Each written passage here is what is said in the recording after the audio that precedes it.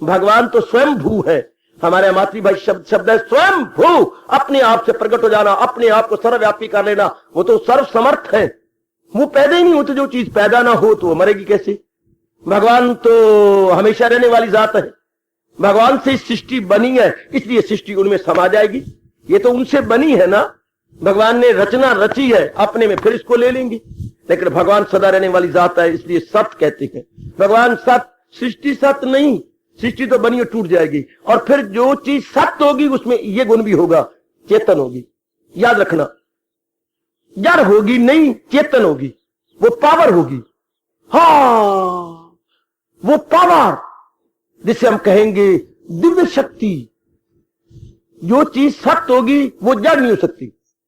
जो चीज हमेशा रहेगी पुत्र, वो जड़ नहीं हो सकती।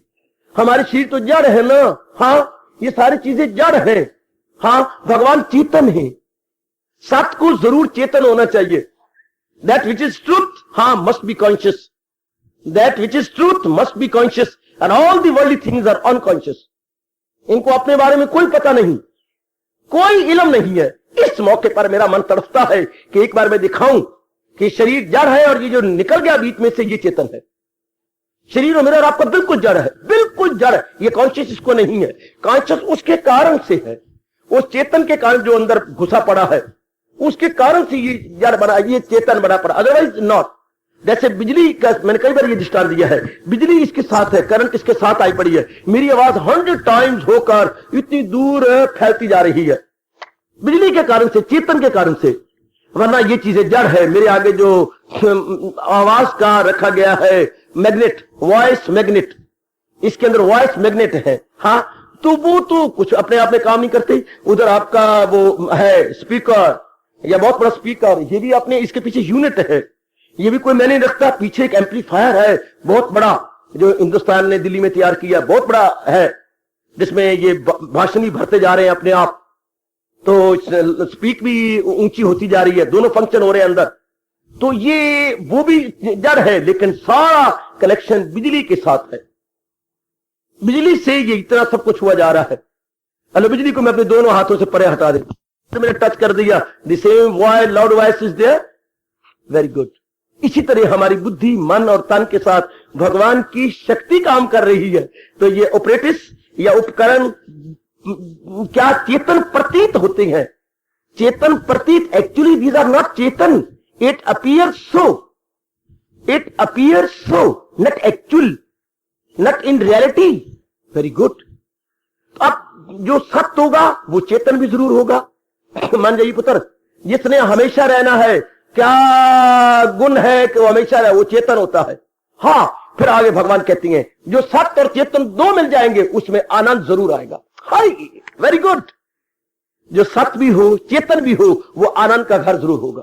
इसलिए ऋषियों ने अनुभव करके भगवान को कहा, भगवान तुम ये हो, तुम सत्य हो, तुम चेतन हो, तुम आनंद हो। सत्य, चित्त, आनंद, truth, conscious and bliss is equal to almighty. Truth, conscious and bliss, सत्य, चित्त, आनंद। इससे बढ़कर कोई भी दुनिया के अंदर फिलॉसफर भगवान की डेफिनेशन न कर सका। सत्य, चित्त, आनंद।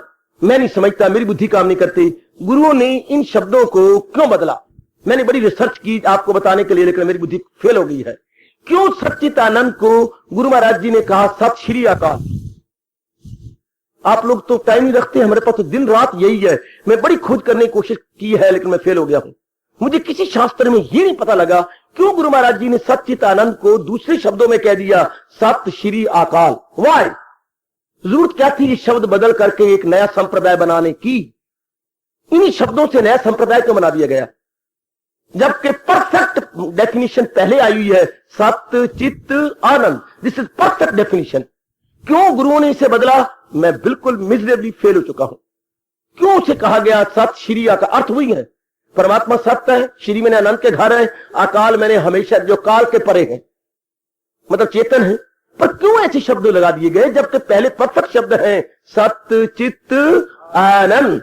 इसी को हम दूसरे शब्दों में बोलते हैं सत्यम, शिवम, सुंदरम। ये भगवान की तारीफ मेरे बच्चों हमेशा याद रखना। भगवान की डेफिनेशन नहीं हो सकती। क्यों नहीं हो सकती? क्योंकि जो चीज सर्वव्यापी हो, हाँ, उसकी तारीफ को कैसे करें? तारीफ तो होती है जो चीज लिमिटेड है। वो define those things which are limited, which are in time space and cause. जो देश काल पात्र के बीच में आप डेफिनेशन उसकी होती है। जो देश काल पात्र इन टाइम स्पेस कॉज के परे है, we can never define, never define. कई तो ऐसे कहते हैं you define God, you deny God.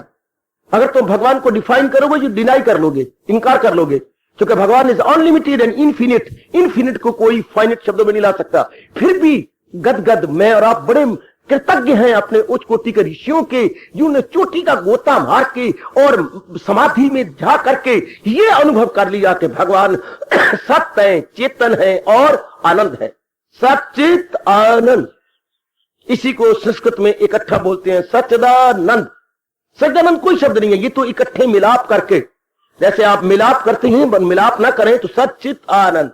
भगवान सत्य है, समझ गए। भगवान चेतन है, समझ गए आप। भगवान आनंद के घर है। क्यों आनंद के घर है? क्योंकि वो सत्य और चित्त है। आनंद का घर कौन होगा? जो सत्य और चित्त होगा। वो सत्य भी हमेशा रहेगा और वो चेतन का घर होगा, तब वो आनंद का घर होगा।